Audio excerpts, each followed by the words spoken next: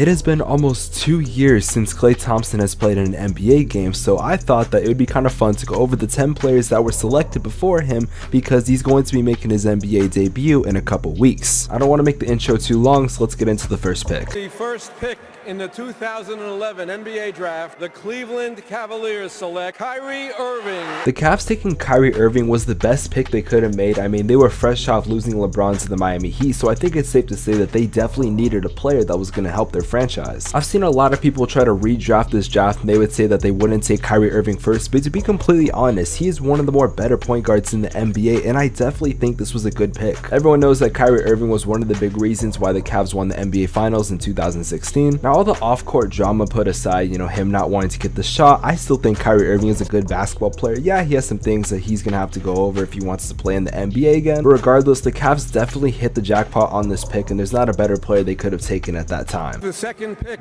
in the 2011 NBA draft, the Minnesota Timberwolves select Derrick Williams. Now, this pick was very confusing because number one, they had Kevin Love, who at the time was one of the best NBA players at the power forward position, and if you guys did not know, Derrick Williams was a power forward. I mean, yes, he did have a pretty good college career, and yes, he was in NBA shape, and as most of you guys probably know, Derrick Williams was a terrible pick because he went on to average 9 and 5 in his first season, and after that, he was never at all a good NBA player. I think he had potential, and maybe if he was drafted to another team, he would have done well, but you never know in the NBA. The Utah Jazz select Enes Kanter. Again, just like the Derrick Williams pick, this was also a very confusing pick for the Utah Jazz. For starters, this was a terrible pick because they had guys in their front court like Derek Favors, Al Jefferson, Paul Millsap. On top of that, Enes Kanter was just not the right prospect that they should have drafted at that time. Now, Enes Kanter has had an okay NBA career. He's mostly known for fighting people. I actually have met Enes Kanter before. He's a nice guy, but I mean, I just think he does some stupid stuff. He just switched his name to Enes Freedom because he just became a US citizen. Currently, he's fighting a bunch of political battles and stuff like that, so I really don't think his main priority is basketball right now. To be completely honest, the only news you're going to hear about him is not basketball related. Now, if this man would have been selected around the mid first round, maybe even late first round, this would have been a pretty good pick. But if we look at all the prospects that went on during that draft, we can definitely tell that this was not that good of a pick.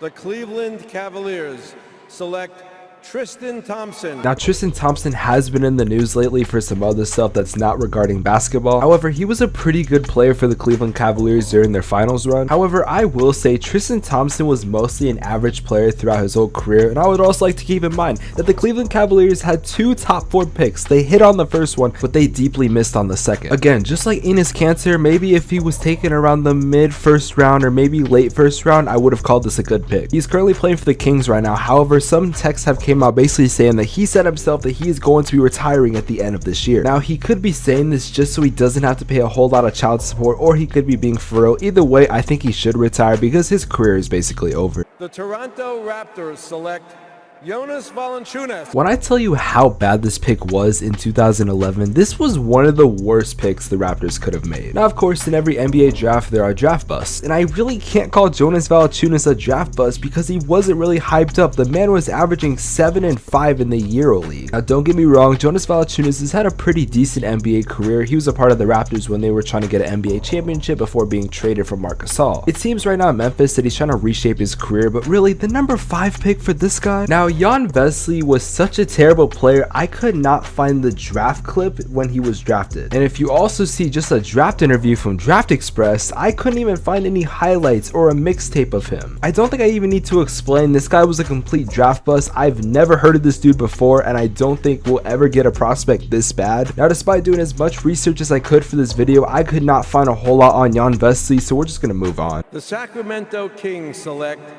Bismack Biyombo. Now, Bismack Biyombo was actually traded to the Hornets on draft night, who are at the time known as the Bobcats. And I mean, again, for being selected the number 7 overall pick, this was a terrible pick by the Kings. Late first rounder, early second rounder, sure, but they took this man with the number 7 overall pick. I can't fathom this in my head right now. The man was never more than a role player. He didn't even average over 10 and 10 per game. So I think it's safe to say that the Kings are honestly shaking their heads on this pick, even though he didn't even really play for the Kings. He played for the Bobcats. He's probably going to finish off his career in Charlotte. That is where he's at right now. I just can't fathom how this man was taken with the 7th overall pick. The Detroit Pistons select Brandon Knight. Now the Pistons making this pick was very questionable because they already had enough guards with guys like Rip Hamilton and Tracy McGrady. Now I will say at the time this was actually not that bad of a pick. In fact, his rookie year he didn't even do that bad and he actually did pretty decent for the team. Unfortunately in his third season he was traded to the Bucks, then a little while later played for Phoenix, which he did pretty good in there, but there was a whole point guard drama going on. Not to mention I do think that Brandon Knight's career was a little underwhelming because he had so much potential. Currently he's in the G League right now and I don't think he'll come back to the NBA unless the team is really desperate and in need of a point guard. Ninth pick in the 2011 NBA draft, the Charlotte Bobcats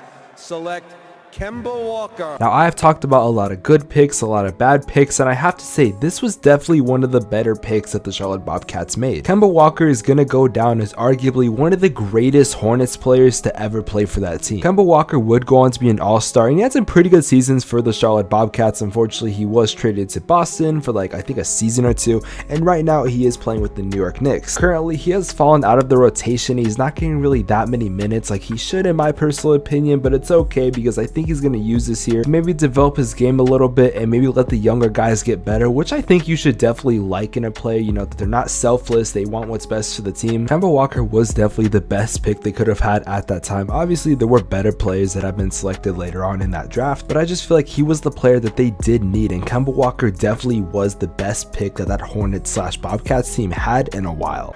The Milwaukee Bucks select Jimmer Fredette. Now Jimmer Fredette was traded to the Kings on draft night, but if I'm being honest, at the time this was the best pick in the NBA draft because Jimmer Fredette was considered the best, not only just the best player in college basketball, but the best scorer in college basketball. Every single person in the world thought Jimmer Fredette was going to be the next big player. Some people be like, oh, he was going to be the next Steph Curry, but at the time that wasn't really a stigma because no one saw Steph Curry as the big player. He is more famous for his China seasons because he did really well for the Shanghai Sharks after not doing that well in the NBA. Some people will say the reason he didn't succeed in the NBA was because he didn't get a lot of minutes, and some people would also say that he didn't succeed just because of his play style. Now 2018 was his final time in the NBA. My Phoenix Suns gave him a chance and I actually did see him play for a game. It was nothing impressive though, and his BYU days were that of nothing. The Golden State Warriors select Klay Thompson. Now of course we all know the story about Klay Thompson. He went on to be one of the Splash Bros, one of the best shooters in the NBA, is set to return in a couple weeks, currently holds the single game NBA 3-point record, and overall was one of the best players in this NBA draft class. Klay Thompson is such a fun player to watch, and there's no doubt that when he does come back he's going to have a lot of success, but I honestly just can't wait for his return. I think one of the more popular things when it comes to this draft class is like, how did a team like the Bucks or the Cavs not select Klay Thompson but they took other players that did not succeed? Of course, hindsight is 2020, but just imagine Kyrie Irving, Klay Thompson, and maybe LeBron James does come back in 2016. That's a pretty scary team. Now with that being said, if you guys did enjoy this video, make sure to leave a like on it, subscribe to the channel if you're new, turn on post notifications. I hope you guys have an amazing rest of your day.